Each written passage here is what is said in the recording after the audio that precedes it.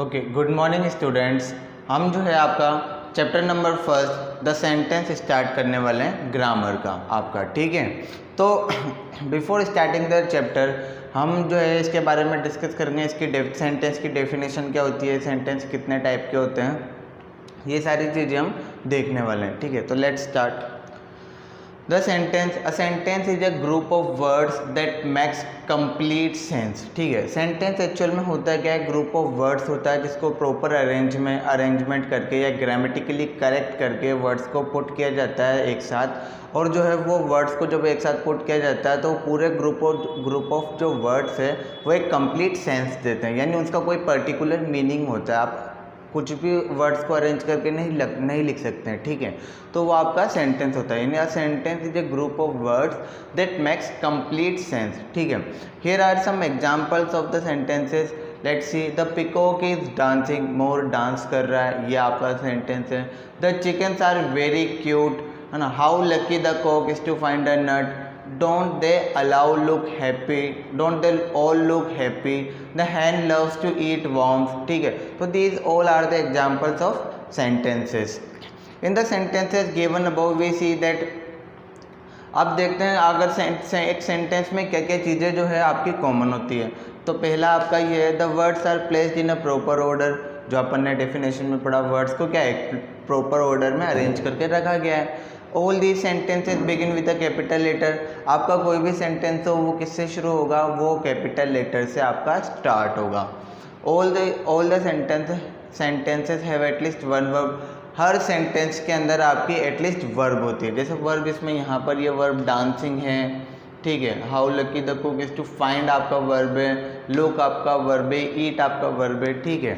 और जो है every sentences convey complete sense, और हर सेंटेंस को जब आप पढ़ोगे तो कुछ उस सेंटेंस का कुछ पर्टिकुलर मीनिंग निकलेगा। All of the sentences and with a full stop, her sentence आपका या तो फुल स्टॉप पे ख़त्म होगा, अगर वो क्वेश्चन है, क्वेश्चन वाली फॉर्म में सेंटेंस तो आपका क्वेश्चन मार्क में ख़त्म होगा, या फिर क्या आएगा, एक्सक्लेमेशन मार्क, ठीक है। तो ये क्या होता है, जब आपको इमोशंस शो करने हो तब आपको इस मार्क का यूज़ आप करते हो। दीज आर कॉल्ड सेंटेंसेस, तो ये सारे जो है आपको क्या कहलाते हैं, सेंटेंस कहलाते हैं। अब जो है सब्जेक्ट एंड प्रेडिकेट, सब्जेक्ट और प्रेडिकेट क्या होते हैं, ये होते हैं आपका सेंटेंस है टू पार्ट्स, यानी सेंटेंस के ही पार्ट होते हैं आपके, ठीक है। सेंटेंस के कितने पार्ट होते हैं आपके, सब्जेक्ट और predicate. Now what is subject and what is predicate.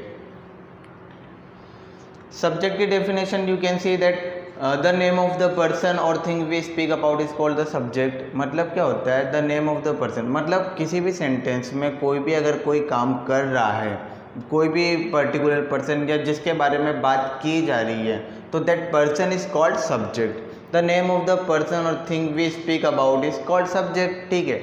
Now see the example, cows are domestic animals. अब यहाँ पर सब्जेक्ट क्या है, काउ, क्यों, काउस यानी गाय घरेलू जानवर होती है, ठीक है। तो किसके बारे में बात हो रही है, काउस के बारे में बात हो रही है, तो cow will become your subject. All of the boys played well, सारे लड़के अच्छी तरीके से खेले, तो खेले किसके बारे में बात कर रही है, all of the boys, boys के बारे में बात हो रही है, तो your subject will be all of the boys, ठीक है। So subject is the person or thing doing the action in a sentences. तो सब्जेक्ट आपका क्या होगा, subject is a person who will perform some kind of action in the sentences, ठीक है। Now predicate, what is predicate, what we say about the subject is called predicate, मतलब जिसके बारे में बात हो रही है that is subject, but for whom we are talking about, नहीं, the thing we are talking about is called predicate. मतलब ये है कि जो बात की जा रही है ना वो आपका क्या होगा, प्रेडिकेट होगा। जिसके बारे में बात हो रही है वो आपका सब्जेक्ट होगा, और जो बात कही जा रही है यानी सब्जेक्ट के अलावा जो आपका रिमेनिंग पोर्शन है वो आपका प्रेडिकेट होगा। एग्जाम्पल से समझते हैं, the childrens play in the field, ठीक है। नाउ बच्चे खेत में खेलते हैं, तो ठीक है, तो किसके बारे में बात हो रही है, बच्चे, तो children will be your subject, but play in the field will be your predicate. क्यों, क्योंकि रिमेनिंग पोर्शन आपका क्या होता है, प्रेडिकेट होता है, ठीक है। All the girls danced well, सब लड़कियों ने अच्छा डांस किया, तो all the girls will be your subject, danced well will be your predicate. So predicate is the part that says something about the subject. तो predicate क्या है, predicate is the part that says something about the subject, यानी subject के बारे में वो कुछ कहता है। Now part of the predicate, the part of a sentence has at least one verb. The predicate part of a sentence has at least one verb. जो आपका प्रेडिकेट पार्ट है उसमें एटलीस्ट आपका एक वन वर्ब होना जरूरी है, मतलब एक वर्ब उसमें होना बहुत जरूरी है। अब देखो, जो प्रेडिकेट में have an object, adjective, adverb और अ कॉम्प्लीमेंट। ठीक है, तो प्रेडिकेट आपका क्या हो सकता है, ऑब्जेक्ट हो सकता है, उसमें एडजेक्टिव हो सकता है, एडवर्ब हो सकता है और एक कॉम्प्लीमेंट भी हो सकता है। प्रेडिकेट वाले पोर्शन में आपका वर्ब होना जरूरी है, एडजेक्टिव, एडवर्ब और आपका कॉम्प्लीमेंट होना जरूरी है। Now see the example, the principal gave me a certificate. The principal gave me a certificate, तो प्रिंसिपल क्या हो जाएगा, आपका सब्जेक्ट हो जाएगा। क्यों? क्योंकि कौन कर रहा है यहाँ पर एक्शन, सब्जेक्ट कर रहा है, यानी प्रिंसिपल ने मुझे सर्टिफिकेट दिया। तो किसने दिया सब सर्टिफिकेट, प्रिंसिपल ने दिया, तो principal will be your subject and the remaining portion of your predicate. But predicate में भी अलग अलग पार्ट होते हैं, तो इसको मैंने अलग से अरेंज करके लिखा है। Predicate portion gave me a certificate, now gave will be your verb, ठीक है, and me is an indirect object, a certificate is a direct object. अब आपके मन में आ रहा होगा what is indirect object, what is direct object. तो in upcoming slide we are going to study all these things, ठीक है। Thus we see that predicate part has a verb, मैंने आपको बताया था प्रेडिकेट में वर्ब होता है, तो ये वर्ब हो गया, along with the other words. Now the verb always agrees with the number and person of the subject. तो वर्ब जो है, जो भी आपने वर्ब मतलब सेंटेंस में यूज़ किए वो अकॉर्डिंग टू द सब्जेक्ट ही होगा, यानी जो वर्ब अपन ने यूज़ करी ना अकॉर्डिंग टू द सब्जेक्ट, मतलब वो जो बात कही गई है वो सब्जेक्ट के लिए ही कही गई है, ठीक है। If the subject is singular the verb will B singular, ये तो सिंपल है। सब्जेक्ट जो है आपका अगर सिंगुलर है तो verb will be your singular. If the subject is plural the verb will be plural, ठीक है। नेक्स्ट एग्जाम्पल से आपके the servant deans the dining table.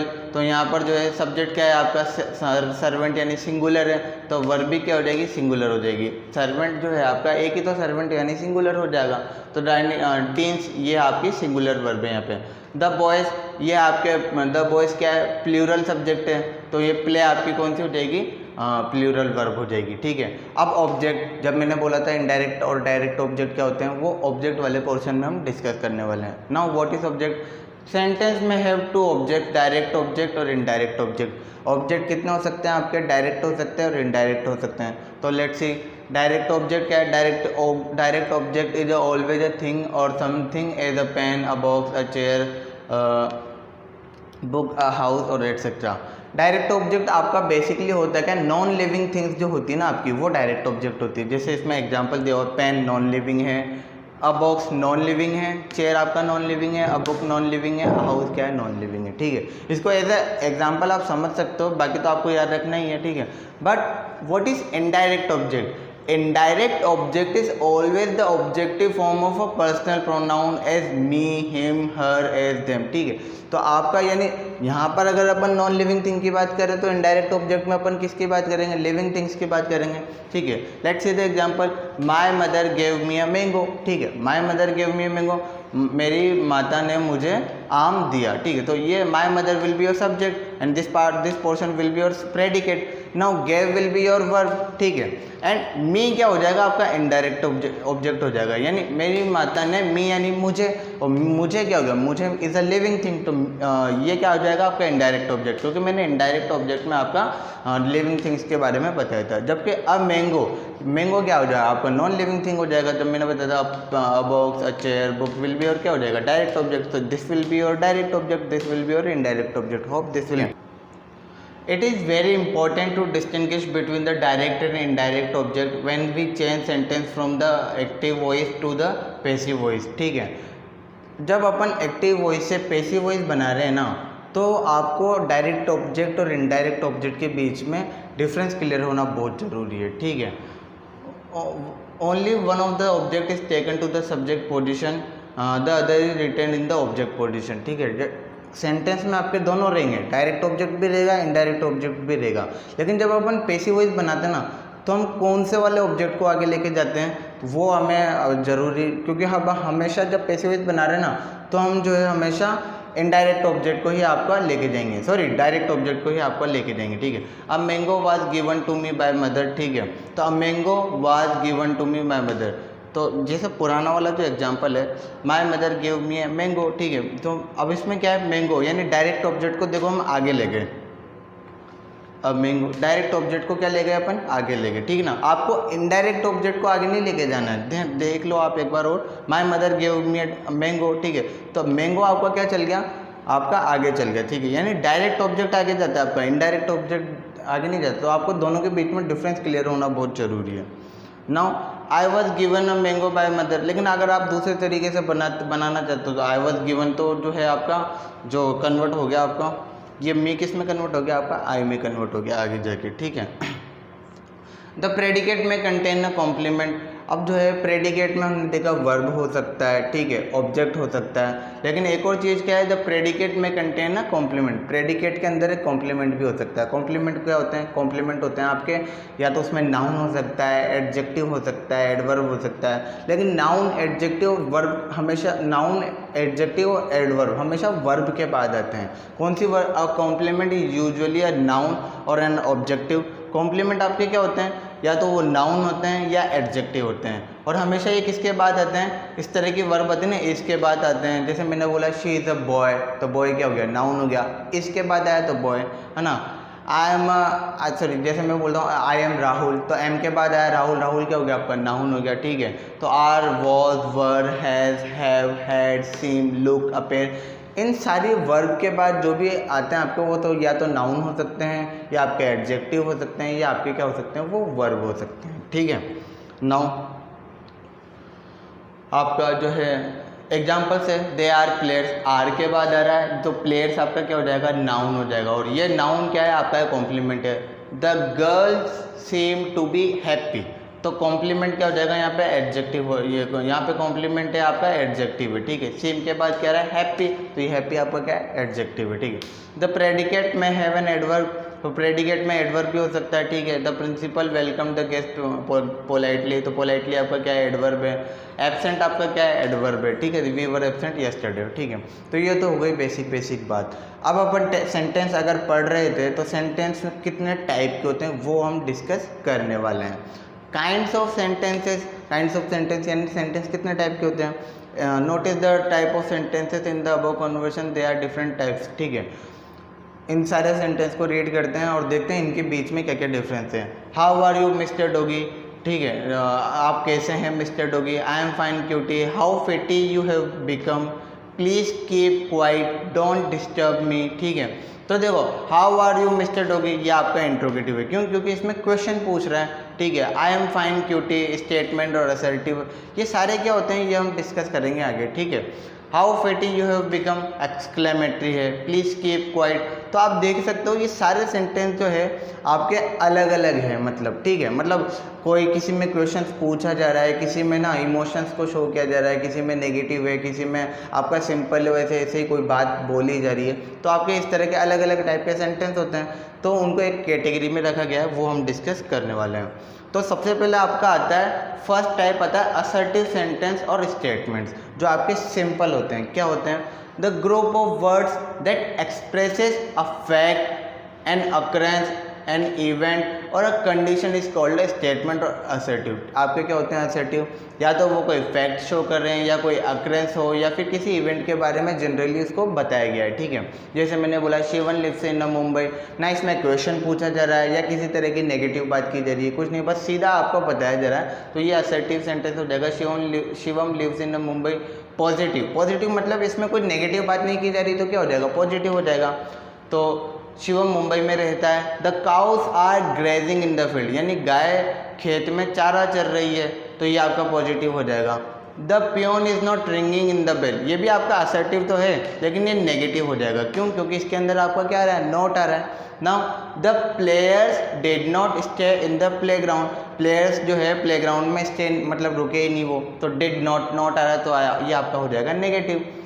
Word order, subject, verb और ऑब्जेक्ट। अभी आपको ये ध्यान रखना है, क्या होता है हमेशा जो है कोई भी अगर आप सेंटेंस फ्रेम करते हैं तो सेंटेंस में ना सबसे पहले आपका सब्जेक्ट आता है, देन वर्ब आती है, देन ऑब्जेक्ट आता है। आप इसमें देख सकते हो सब्जेक्ट, वर्ब, ऑब्जेक्ट। मैं आपको बताता हूँ, Shivam lives in Mumbai, Shivam will be your subject, live verb, in Mumbai object. ठीक है, तो आप देख सकते हो सब्जेक्ट वर्ब और ऑब्जेक्ट आता है आपका कोई भी सेंटेंस अगर आप फ्रेम करते हो तो। ठीक है ना।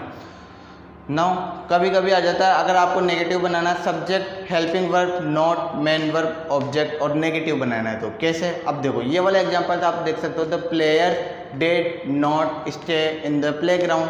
अब देखो प्लेयर्स क्या है आपका सब्जेक्ट हो जाएगा, हेल्पिंग वर्ब होती है आपकी is, am, are, was, were, did, has, have, had, तो ये आपका क्या होता है हेल्पिंग वर्ब होती है। तो यहाँ द प्लेयर्स के बाद डिड क्या है आपकी हेल्पिंग वर्ब, तो this will be your helping verb. Not stay in the playground, sorry stay आपका क्या हो जाएगा मेन वर्ब हो जाएगा और ऑब्जेक्ट हो जाएगा इन द प्लेग्राउंड। ठीक है, ये बेसिक था आपका। नाउ आपका असर्टिव आपको आ गया होगा समझ में, the group of word that express a fact और ऑकरेंस, तो आपका ये क्या हो जाएगा असर्टिव हो जाएगा। जबकि आपका इंटेरोगेटिव क्या होता है जिसमें आपको किसी भी टाइप का कोई क्वेश्चन पूछा जाता है। An interrogative sentence is use to ask a question और टू मेक सम क्वेरी। ठीक है, जो उसमें क्या एक्सप्रेस किया जाता है, आपको किसी टाइप का कोई क्वेश्चन पूछा जाता है या कोई क्वेरी करनी हो, जैसे डू यू हैव पेंसिल, क्या तुम्हारे पास पेंसिल है। हमेशा ध्यान रखना है इंटरोगेटिव सेंटेंस जो होता है उसमें क्वेश्चन मार्क आपका पीछे आता है, जबकि आपका असर्टिव वाला हो ना उसमें फुल स्टॉप आता है आपका। ठीक है, तो ये हो गया आपका do you have pencil question mark, क्या इसमें क्वेश्चन पूछ रहा है। Did you not eat breakfast today, ठीक है, तो ये आपका इंटरोगेटिव हो जाएगा।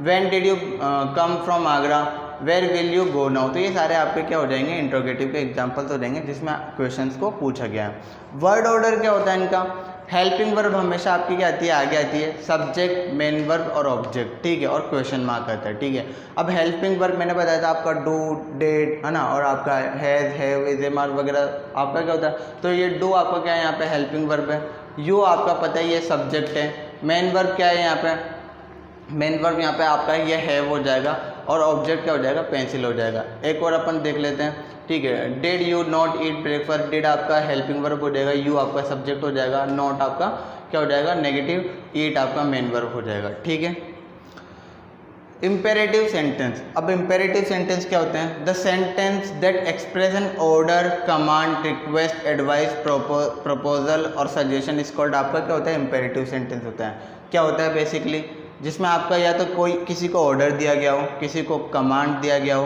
किसी को रिक्वेस्ट दिया गया हो या किसी को एडवाइस की गई हो। ठीक है, अब देख लेते हैं, प्लीज़ हेल्प मी। ठीक है, ये क्या है आपकी रिक्वेस्ट है। Go out and don't come again, बाहर जाओ और वापस मत आओ, ये आपका ऑर्डर है। ठीक है, you should work hard to pass the test, आपको टेस्ट पास करने के लिए मेहनत करनी चाहिए। This will be your advice, क्योंकि इसमें क्या दे रहा है वो एडवाइस दे रहा है। Let's go to see a movie, यहाँ पर क्या है प्रपोजल है, वो पूछ रहा है उससे कि क्या अपन मूवी देखने चलें। जो है most imperative sentence end with a full stop, है ना।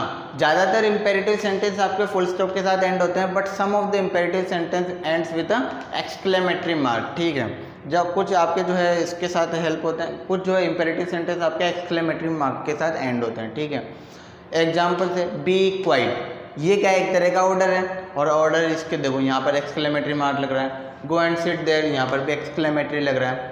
अब एक्चुअल में एक्सक्लेमेटरी सेंटेंस होते क्या हैं, अगर एक्सक्लेमेटरी सेंटेंस है तो एंड किससे होंगे एक्सक्लेमेटरी मार्क से।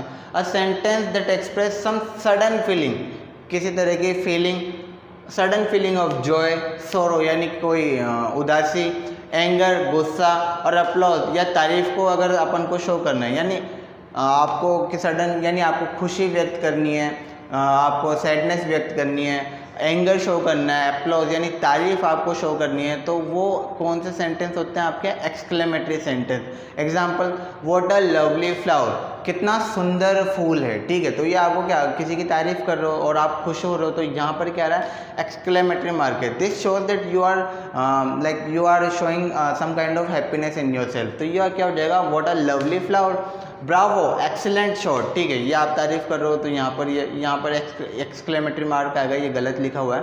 हाँ हाँ हाउ फनी, ठीक है कितना फनी है, तो ये क्या हो जाएगा एक्सक्लेमेटरी हो जाएगा। अलाज, है ना, शी इज़ नो मोर। अब ये अलाज जो है ये वर्ड होता है जब आपको बहुत ज़्यादा सैड हो जाते हो तब आप इसका यूज़ करते हो। We put an exclamatory mark after the word expression and emotion after the sentence that express an emotion. ठीक है, जब इस तरह के जो यानी एक्सक्लेमेटरी सेंटेंस जो होते हैं आपके तो उनके बाद अपन क्या कौन सा मार्क पुट करते हैं, एक्सक्लेमेटरी मार्क पुट करते हैं, ठीक है। तो ये सारे एग्जांपल्स हमने पढ़े, सेंटेंस की डेफिनेशन पढ़ी, सब्जेक्ट पढ़ा, प्रेडिकेट पढ़ा, सारी चीज़ें हमने पढ़ी, काइंड ऑफ सेंटेंसेस हमने पढ़े। इसके बाद हम इसकी एक्सरसाइज करेंगे, ठीक है। एक लास्ट आपका बच रहा है ऑप्टेटिव सेंटेंस।